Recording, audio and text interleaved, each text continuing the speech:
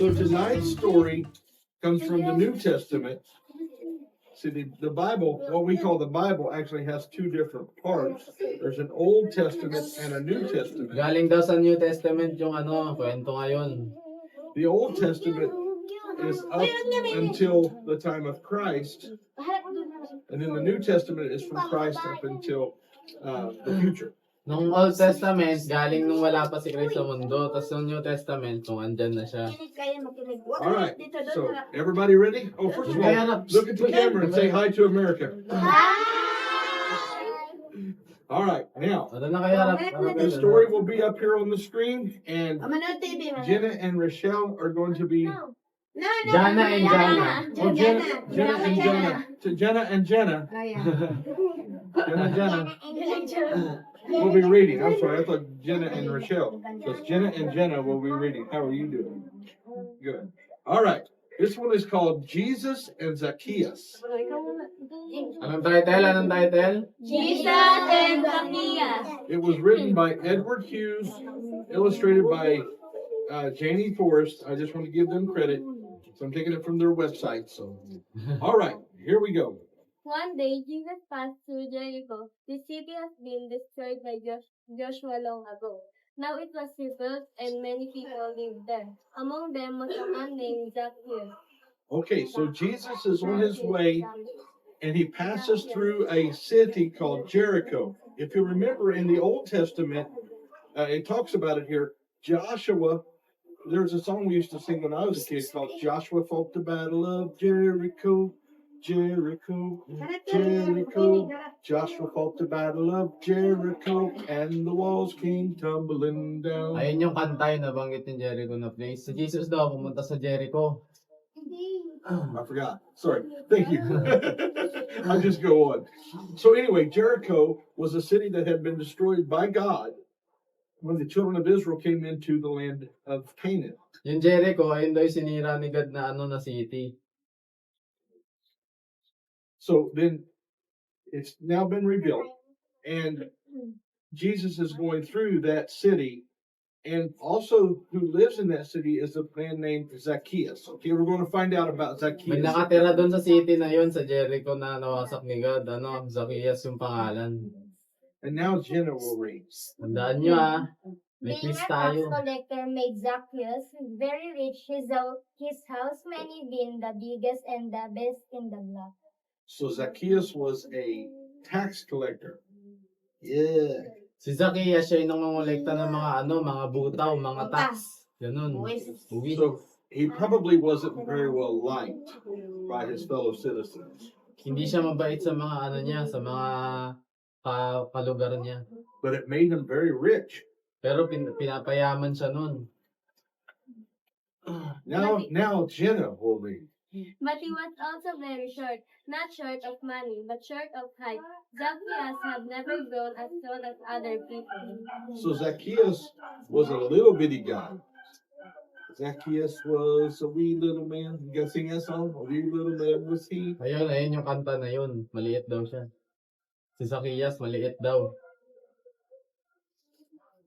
When Zacchaeus heard that Jesus was in Jericho, the little tax collector wanted to see the man from Nazareth who claimed to be God's son. But the crowds were great, the people turned. So Zacchaeus heard that Jesus was coming, and he wanted to see him, but because he was short and the crowds were tall, he wasn't going to get to see Si him. Zacchaeus daw, natabunan siya ng mga tao kasi sobrang liit niya, di ba? Tingnan niyo doon. Sobrang liit niya, hindi siya nakita ng mga tao, natabunan siya. Okay, now Janet does one more. Zacchaeus had an idea. If he could get ahead of the crowd, climb a tree that overhung the road, he would be able to see Jesus. So he says, I'm going to climb a tree. Si Zacchaeus, gusto niya makita si God. Kaso di ba natabunan nga siya, malatangkad yung mga tao na yun, tapos si Zacchaeus maliit lang, hindi niya makita si God. Ang ginawa niya, umakyat siya sa puno para makita si God, silipin niya. Have you ever climbed a tree? Nakakyat ka na ba daw sa puno? Yes. Hindi pa daw. Have you Yes. climbed a tree? Yes. Have you climbed a tree? Have you climbed a tree? No, you haven't climbed a tree. You climb trees? Have you ever climbed a tree? Yeah. Have you climbed a tree? No. You've never climbed a tree? Yeah, okay. How about you? You ever climbed a tree? I used to climb trees all the time. Nakaakyat na daw siya sa sa puno. But I'm not a wee little man now, so I don't climb trees. Pero hindi na daw siya maliit noon, kaya hindi na daw siya makaakyat. Malaki na daw siya. Now Jenna is going to read. Climbing up a sycamore tree, Zacchaeus found a comfortable fork in the branches and settled down to wait for Jesus. I'll have a good view. He may have truth. I will see him without being seen. So anyway, he gets comfortable in this tree and he's like, I'll get to see Jesus. He probably won't see me, but I'll at least get to see Jesus. So, Tapos nakaakyat na daw si Jesus sa puno. Tapos ayan, nakahanap na siya ng komportabling pwesto. Gusto niya makita. all right. Now Jenna is going to read. Zacchaeus, hurry and come down. The little tax collector could not believe his ears. Jesus stood under the tree. Jesus was looking at him. Jesus was calling him. So all of a sudden he's sitting over thinking that he's okay, nobody sees him, but he can see everybody. And Jesus says, Zacchaeus, come down. He knew his name. Tapos si Christ, si Jesus, nakita niya si Zacchaeus sa taas ng puno, hinahanap siya, tapos pinababa niya, sabi niya, Zacchaeus, bumaba ka dyan, sabi niya ganun. Amazing, isn't it, that Jesus Astig, knew di ba? his name. Okay. If Zacchaeus was surprised to hear Jesus call him, he must have been amazed when Jesus said, "Today I must stay at your house." Zacchaeus calmed down so fast he almost fell. So not only did he tell him to come down, he told him that, come on down because today I'm going to go to your house. Tapos sinabi ni God sa kanya, bumaba ka dyan kasi pupunta tayo sa bahay mo. Gusto pumunta ni Jesus sa bahay ni Zacchaeus. Wouldn't it be amazing if Jesus was to walk down through the streets here Maganda, di ba? Parang maganda pag nakita mo si Jesus dyan naglalakad.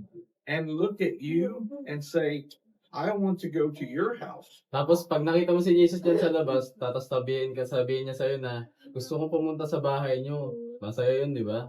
What would you think about that if Jesus said, I want to go to your house? Ano sasabihin niyo pagka pagka gusto pumunta ni Jesus sa bahay niyo? Papayag ba kayo? Hindi. What would you think? You will say yes. Say yes? Yeah. Absolutely. Absolutely. The writer of this story said that Zacchaeus probably came down so fast he almost fell out of the tree. Hindi siya mahulog dun sa puno sa pagmamadali sa pagbaba. All right. Zacchaeus was thrilled that Jesus would visit his house, but the people didn't like it. They complained that Jesus should not visit a sinner like Zacchaeus. So here we find the classic response to when Jesus comes to sinners. So often, the classic response. Ayan yung mga normal na nangyayari sa mga na mga sinners, parang ginajudge si Jesus. Ayan yung mga normal na i-act. You see, Jesus loves sinners. Mahal na mahal daw ni Jesus yung mga makasalanan.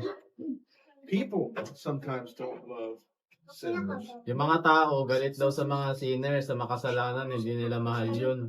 but Jesus always loves. Pero si Jesus daw, love niya daw yun. So the people who didn't love sinners saw Jesus going to a sinner's house. Pero gusto ni Jesus na pumunta sa bahay ng makasalanan. And it made them mad. Pero nagalit yung tao na yun. And they said, why is Jesus going to a sinner's house? Sabi niya, bakit gustong pumunta ni Jesus sa bahay ng makasalanan? Sad, huh? Okay, now Jenna will read. Jesus brought a whole new life to Zacchaeus. Zacchaeus said, "Lord, I give half my good to the poor, and if I have cheated anyone, I will give back 4 times as much." All right, so we find out here that Zacchaeus was actually a pretty good man. Zacchaeus said, I give half of what I have to the poor. Half of what he has to the poor. Tapos binago ni Jesus yung buhay niya. Yung kalahati ng kayamanan niya, di ba mayaman siya? Yung kalahati ng kayamanan niya, binigay niya sa mga mahihirap. And if I have accidentally cheated somebody, if I found out that I cheated somebody in tax collecting, I give them 4 times what I took from them by accident. Kapag daw niloko niya yung mga tao sa pagkuha ng tas ng hindi niya naman sadya, ibabalik niya daw yung nakuhang pera niya ng 4 na beses yung kapalit. Jesus was pleased at Zacchaeus' new life. He loved to see people turn from sin and do what is right. Jesus said, James. "The Son of Man came to seek and to save that which was lost." That day in Jericho, Jesus found Zacchaeus. This is the whole purpose of Jesus Christ.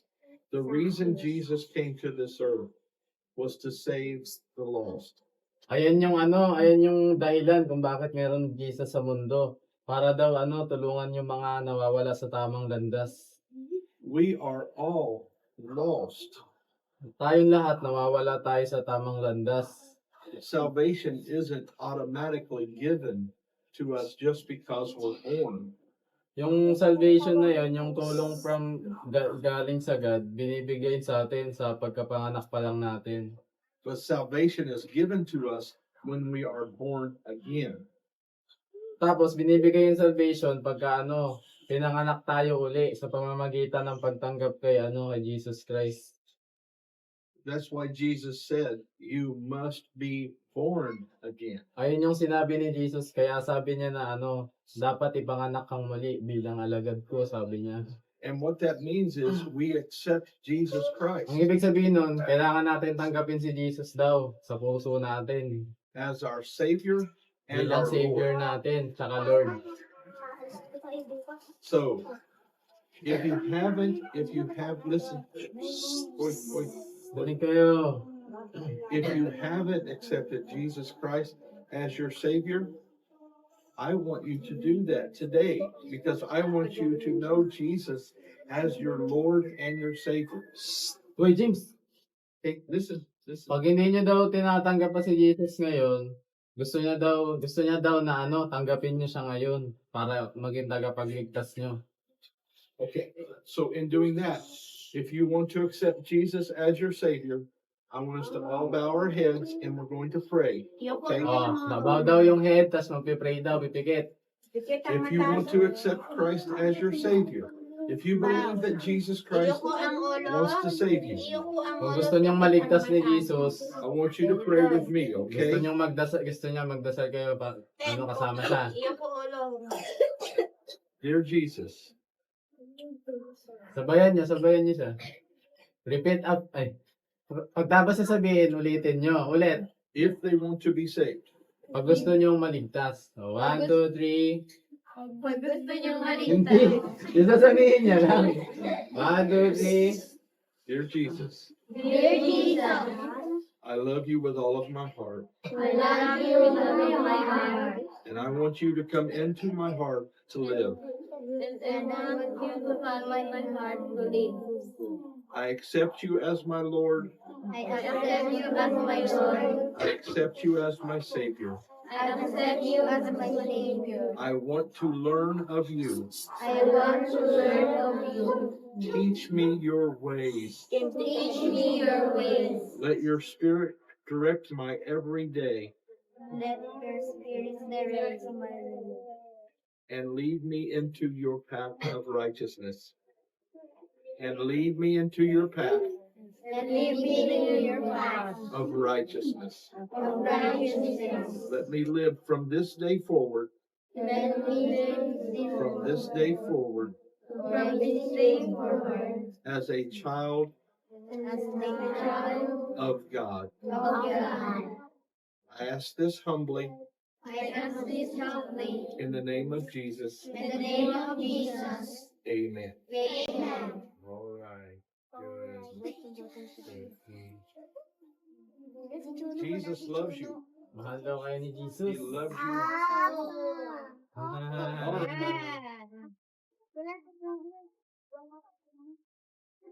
Ready? What do we sing first? Oh, what we just did. Come into my heart. Come into my heart. Come into my heart. Dear Jesus. Come into my heart. Come into stay. Come into my heart. Lord Jesus. Yes. Good job. Yeah. Oh, this one. This little light of mine. My little shine. This little light of mine. I'm gonna let it shine. This little light of mine. I'm gonna let it shine. Let it shine. Let it shine. Let it shine.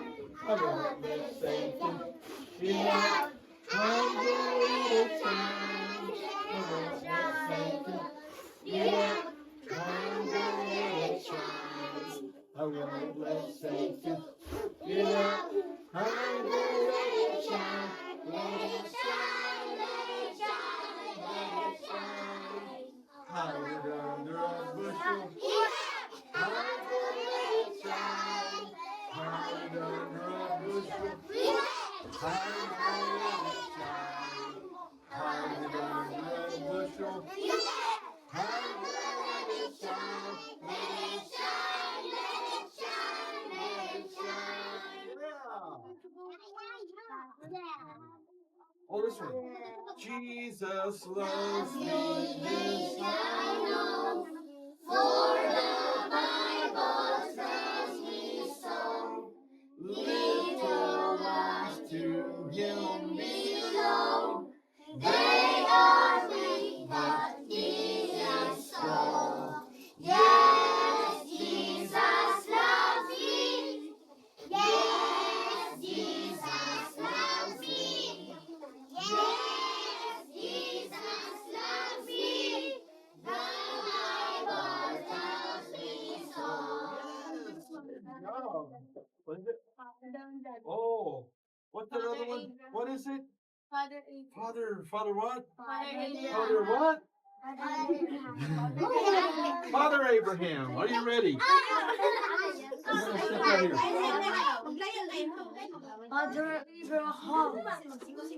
Hindi, wag kayo makulit ha. Babanatan ko kayo. All right. Are we ready? Arms at our sides, feet flat on the floor or on the chair. Father Abraham had many sons. Many sons had Father Abraham. I'm one of them, and so are you.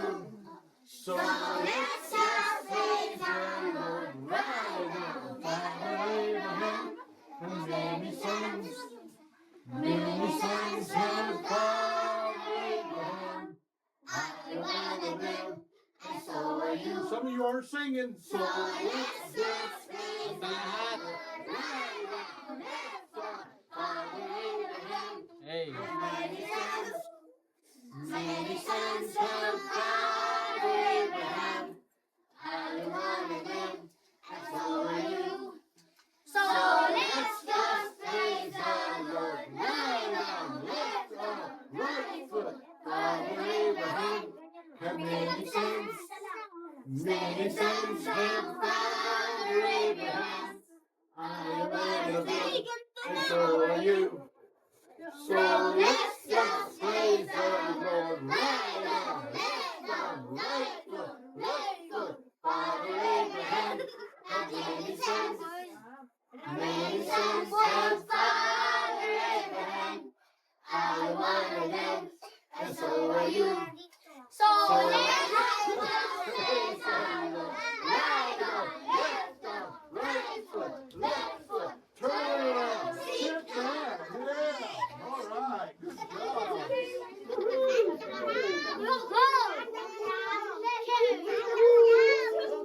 right. What? Oh, questions. Thank you. All right. Oh, thank you. Thank you. Let me have my phone back just a second. Is that it? Yes. All right. Let's see what's going on here.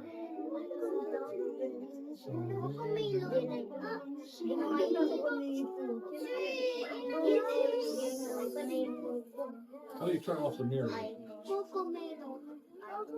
Oh, it is. That's good. All right. I don't want them to see my questions.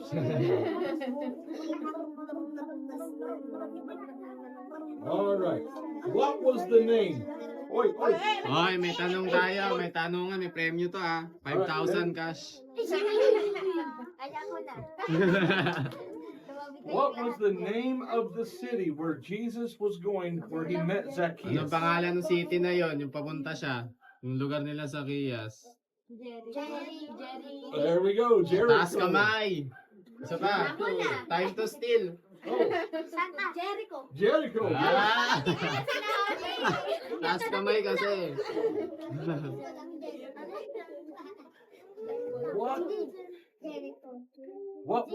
What did Zacchaeus do to make a living? Ano yung ginawa What was ni his job? Zacchaeus? Ano yung trabaho niya?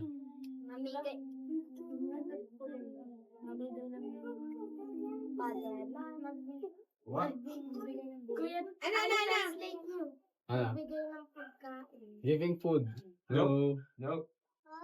What did Zacchaeus do for a job? Ang trabaho niya. Nobody liked him because remember, nobody liked him because he done it. Hindi siya gusto ng Hindi siya gusto ng lahat kasi What was ginagawa niya yun. What did he say? Raising a cow? But no, not raising a cow. Camel. Hindi. Just raising a hand, just to raise a hand. Right. Tax collector. Tax collector. Yes, he was a tax collector. Hey. Good job.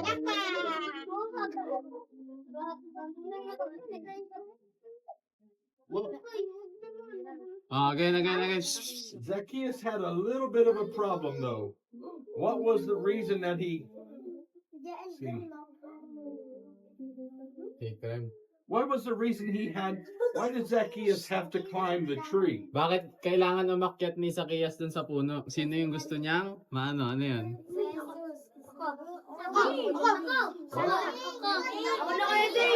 Ano? He wants to go to heaven. He wants to go to heaven. He wants to see Jesus. He wants to see Jesus, but he had to climb a tree to see him. Why did he have to climb Bakit a siya tree? kailangan umakyat? Bakit? Kasi ano siya? Jesus daw. Gusto niya makita si Jesus. Bakit nga? Bakit kailangan umakyat sa taas? Anong meron? Anong meron sa kanya? Si Jesus. Kaya umakyat. Ano? Yeah, but why did he get? Bakit nga umakyat pa siya doon? Why? Para mapansin ni Jesus. To notice by Jesus. Mali. Yeah. Ano yun? Kasi kumakit siya kasi maliit. Ay, Because he's small. Because he's Ah, small. tama. Yes. Tama ka. yun na eh. He was small.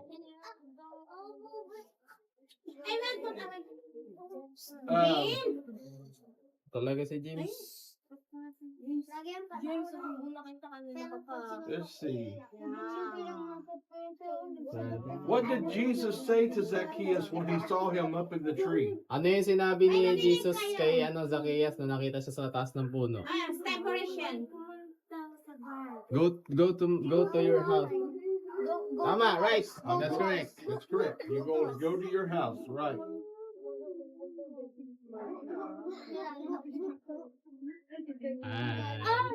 May So- late ka na. But whoever gets this one will be really smart. Okay, you guys ready? So Pag nakuha niyo yung tanong na yun, matalino na kayo. Boy, this is a hard one. mahirap yan. Ay, makinig kayo. If Zacchaeus accidentally cheated somebody and he found out about it, Pagka daw nagloko si Zacchaeus na sa pagkukuha ng mga tax, ano ang gagawin niya? how much more did he give them Ilang beses yung kapalit ng kasalanan na yun sa to make pagbalik? it right? Opo. 4 times? Correct. Ah! Awesome. Siyempre. Good job. Good. So how much of how much of his goods did he give to the poor? Ilan yung parte ng kayamanan na binigay niya? Parte. Ilan yung parte ng kayamanan na binigay dun sa mga mahihirap?